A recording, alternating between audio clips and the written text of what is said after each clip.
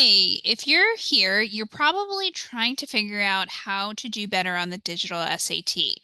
Well, for the exam, you're expected to know a lot of algebra and a little bit of geometry. So for this specific portion, we're going to review right triangles and trigonometry. While we're reviewing this topic, if you feel a little bit more comfortable on the topic and you want to go straight to the questions, feel free to scroll down and head over to a little bit later where we're going to go over some common questions that you might see. Okay, let's go back to what you need to know. So on the page here, you see three formulas, and these formulas are provided to you for the exam. They're not something that you're expected to memorize, but let's take a look at the 30, 60, 90 triangle, 45, 45, 90 triangle, and Pythagorean theorem.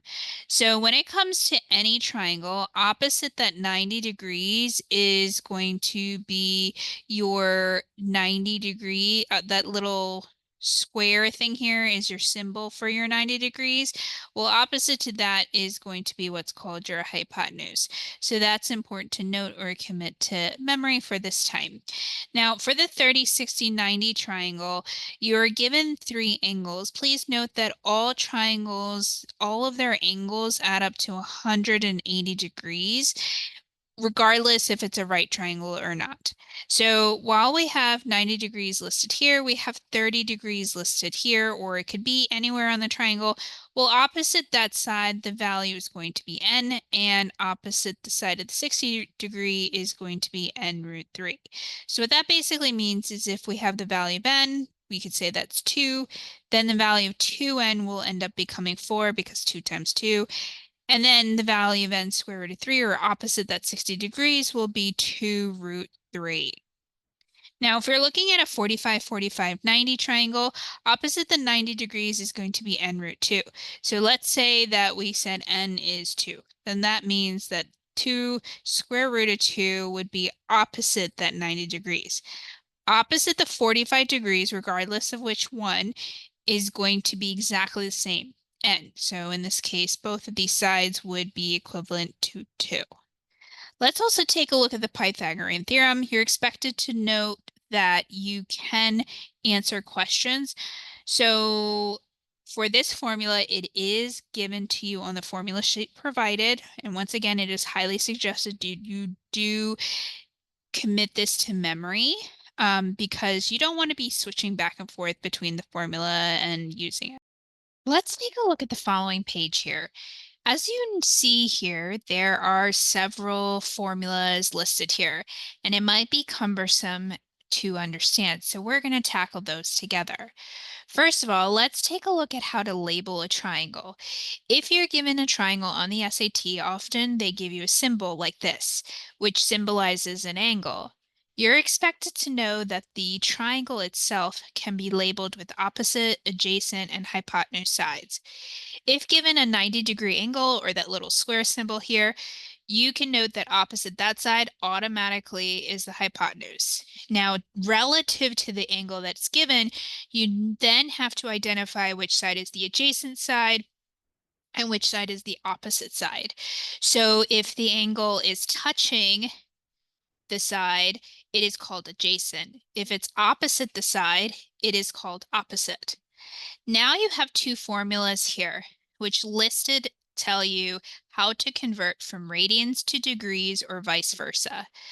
Please note that for Desmos, the graphing calculator tool, alongside with a personal handheld tool, you can automatically convert those from radians to degrees, but it is helpful to understand how to solve them.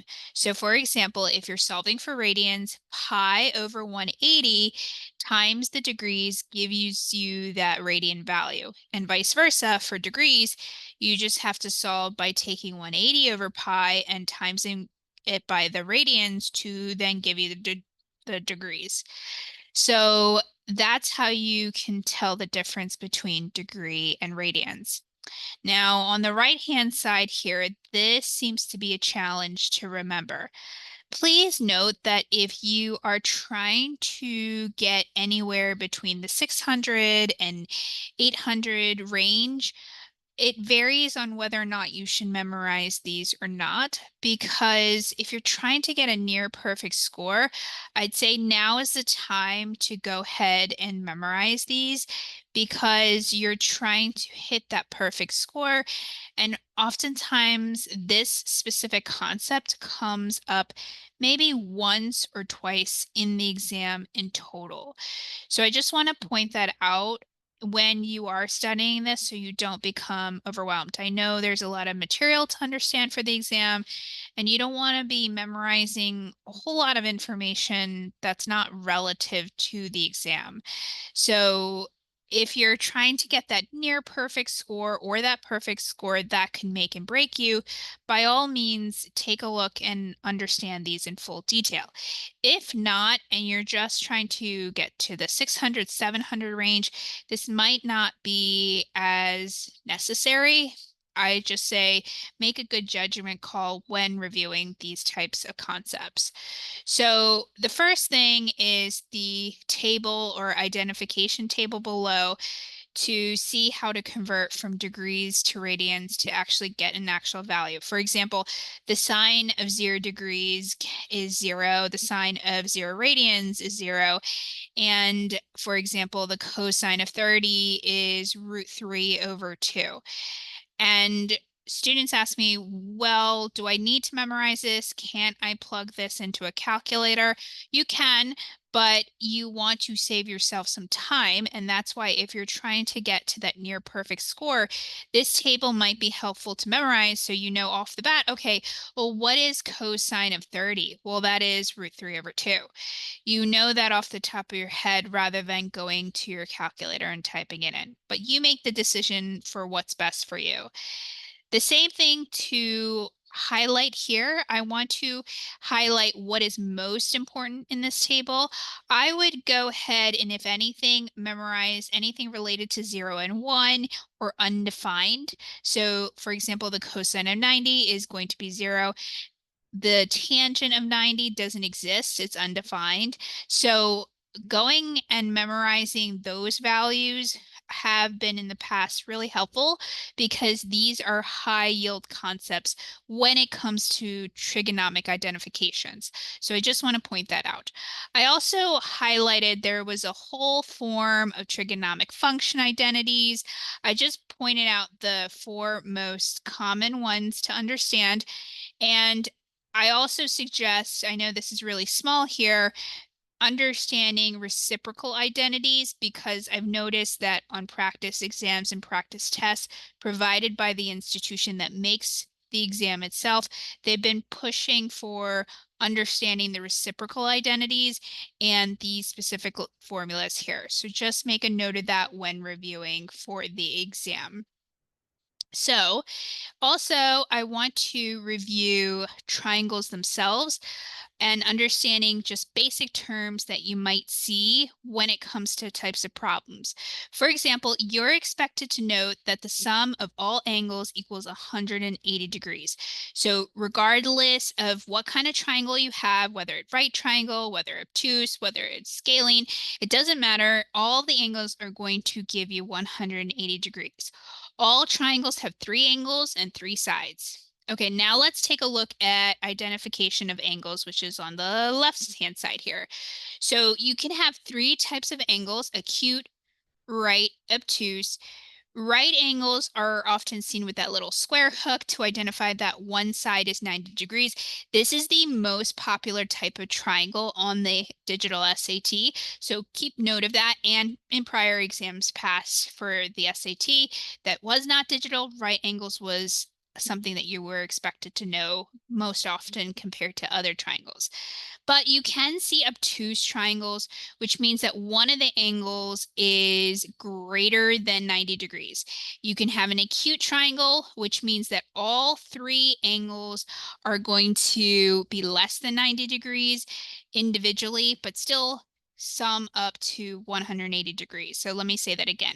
For acute triangles, all three individual angles can be less than 90 degrees, and the sum of those angles continue to be 180 degrees. So you have acute, Right, obtuse. Now let's talk about sides. So if all three sides are exactly the same, so oftentimes they will have like a little symbol with a line that matches up on all three sides. That's to let you know that all three sides of the triangle are exactly the same. If all three sides are exactly the same, that also means all three angles are exactly the same. Please keep this in mind because they will put the word equilateral out there, but you're expected to know that all three sides are the same and all three angles are exactly the same. So please commit that to memory. Also to note, you can have an isosceles triangle. That is when you have two sides that are of equal length, so they will designate that with a symbol. Also note that key indicator lets you know that the two sides are going to be congruent to their angles, which means two of the angles are also going to be exactly the same as well. Scalene is when you have three different sides, so maybe small, medium, large, and that also means that the three angles are going to be different as well. So the big picture with sides is to understand congruency.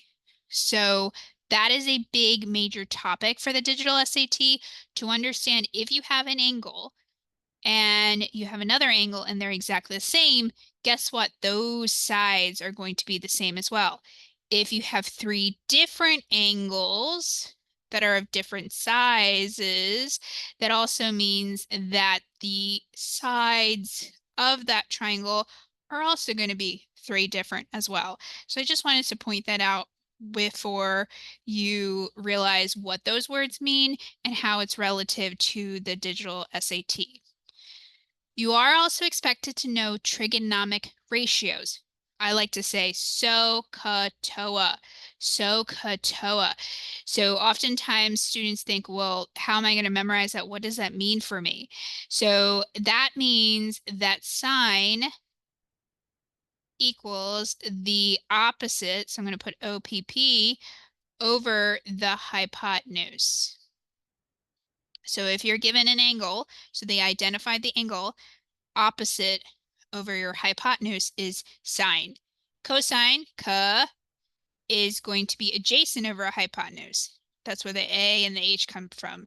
And I should also say so, sine, opposite, O, hypotenuse. So going back to cosine, cosine is going to be adjacent over hypotenuse, meaning taking the angle relative to the angle what's touching it, the adjacent side over opposite the 90-degree side, which is your hypotenuse, is going to be your cosine. So cosine is going to be your adjacent, ADJ there, over your hypotenuse. And then you have tangent, or TOA. So TOA is going to be the angles opposite over adjacent. So tangent is your opposite over adjacent. So you are expected to know these in full detail and understand those formulas by heart. They do not provide you this for the exam. I want to also point that out as well. And then also going back, I also think that it's best to review the trigonometric or reciprocal identities when it comes to understanding it. So that's listed here. So if you want to zoom in and memorize these, that is also helpful as well. Now let's try to tackle some problems that you may see come up on the new digital SAT. Please note the following problems were based off of inspiration on the topic of right triangles and trigonometry. For the following problem, please review the question and pause the video and try to complete it yourself. Once completed, please unpause the video so we can review the problem together. Okay, now that you're done reading the question and potentially completing the problem, let's try to tackle the following problem together.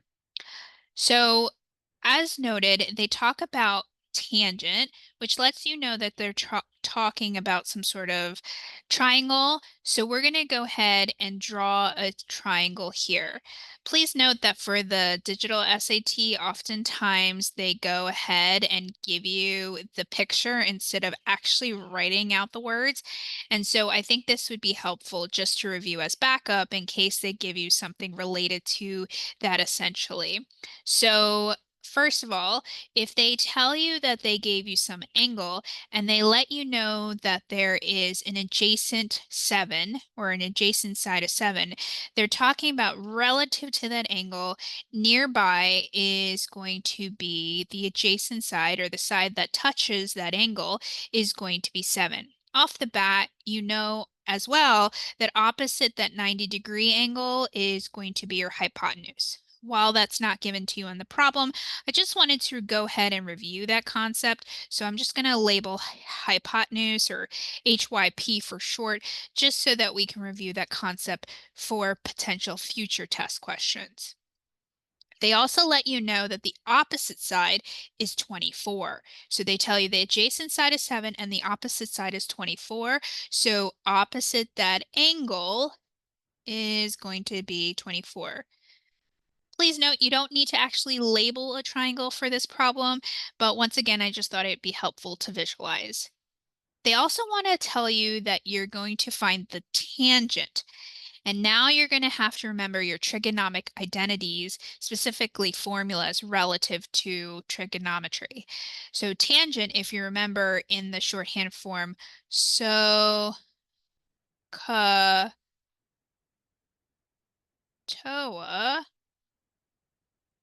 they're talking about TOA. T stands for tangent, and tangent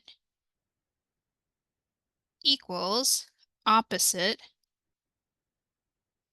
over adjacent.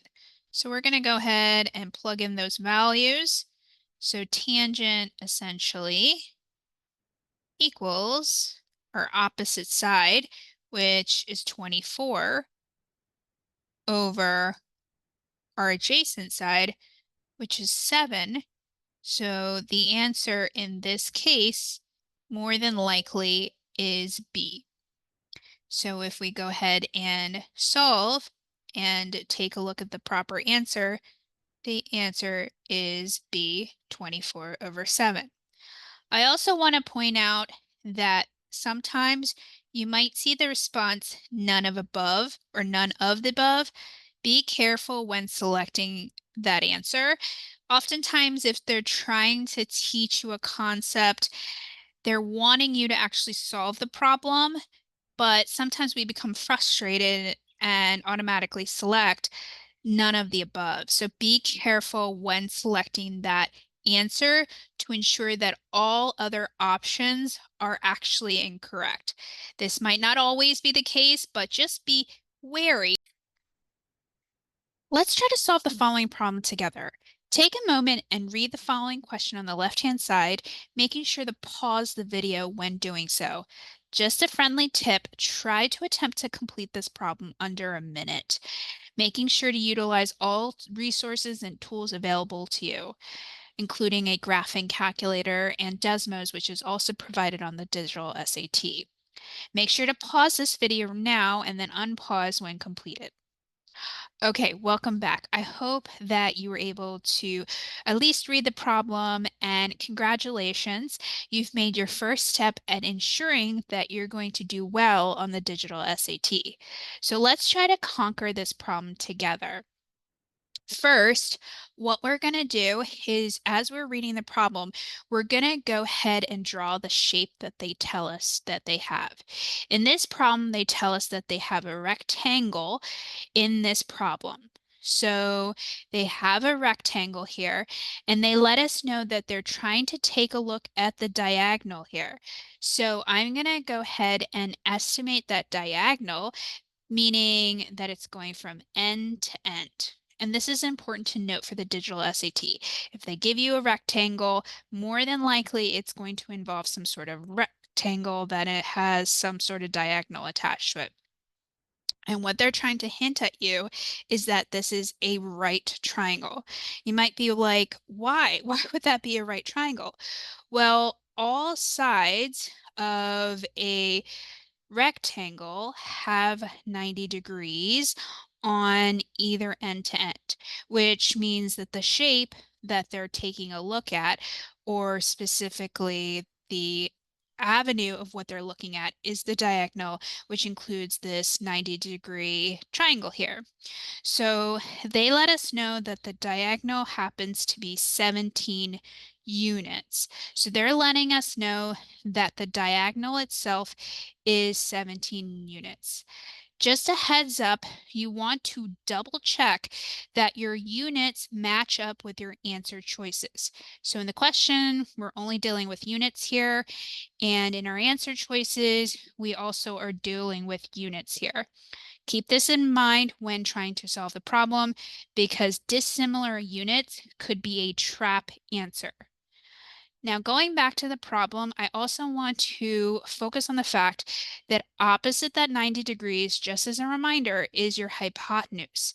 And they also try to trick you by letting you know that they're talking about the longer and the shorter side of the rectangle. This also is a trap answer to make you believe that B is the longer side, so therefore has to involve the hypotenuse. But they're referring to the rectangle, not the triangle.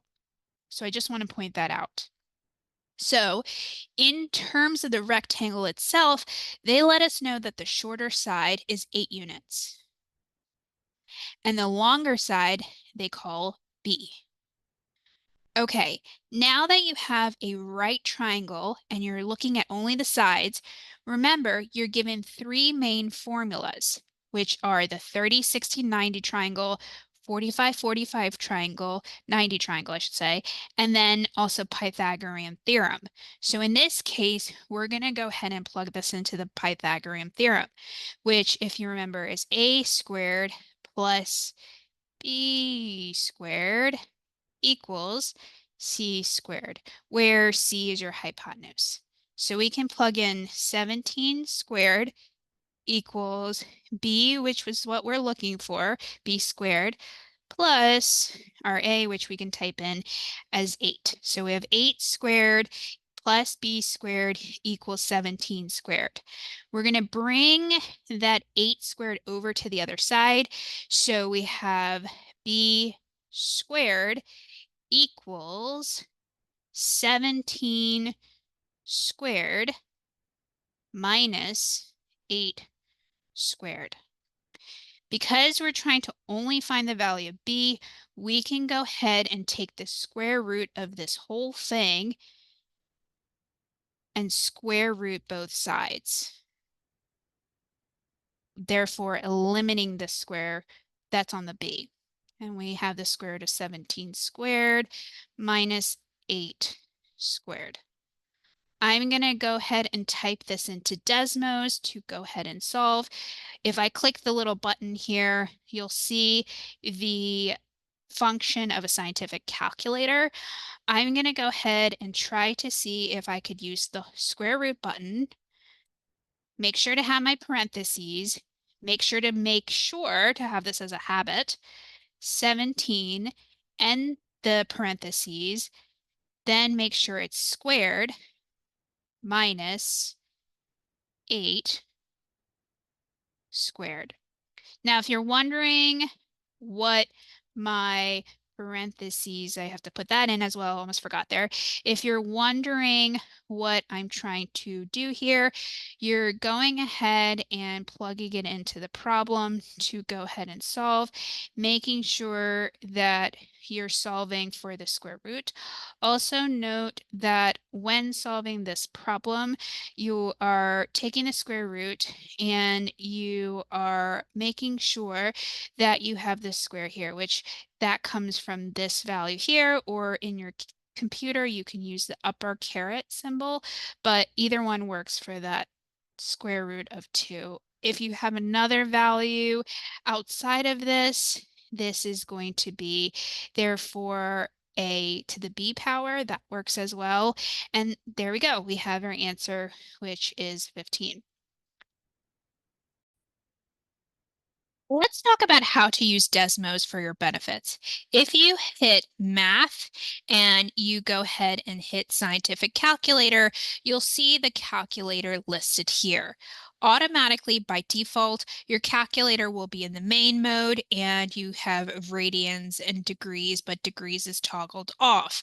So, for example, let's say that we're looking for the sine of 30. We end the parentheses. We can see our answer is 0.05, or I should say 0.5. So what is the format of that answer? That is in degree mode because degree is toggled here. Now, if I wanted to go ahead and look at radians, I could just go ahead and hit the radians button to get that answer choice listed here. Now, let's take a look at some other things that you might need. If I go ahead and hit the functionality button, I can see here that I have the ability to really focus in on sine, cosine, tangent, sine of -1, cosine of -1, and tangent of -1. We didn't talk about the -1s, but what that essentially means is if I have sine, or I should say 1 over sine, that's the same thing as saying sine of -1. So it is the reciprocal. Same goes along with cosine and tangent. Now, it becomes a little frustrating because we don't see other functionalities in here, and that's okay. There is a hidden way to find the additional functionalities. If you go to Math Tools, hit Graphing Calculator, hit the little button on the keypad, you can go ahead and then further go into functionalities, where you can also find those inverse trig functions we talked about, like cosecant, secant, and cotangent. You can also find cosecant, secant, and cotangent, the regular trig functions listed here. So you don't need to memorize those trigonomic identities as detailed as you would, because you now know where to find those in case you need them to solve additional problems. I hope this helps you see how to solve several problems and use Desmos to benefit you in your trigonomic journey for the digital SAT. Hey, you want to know a little secret? If you hit the subscribe button, you'll be able to get up-to-date information related to AP Biology and the digital SAT math test. Making sure that you're able to understand the content is just the first step.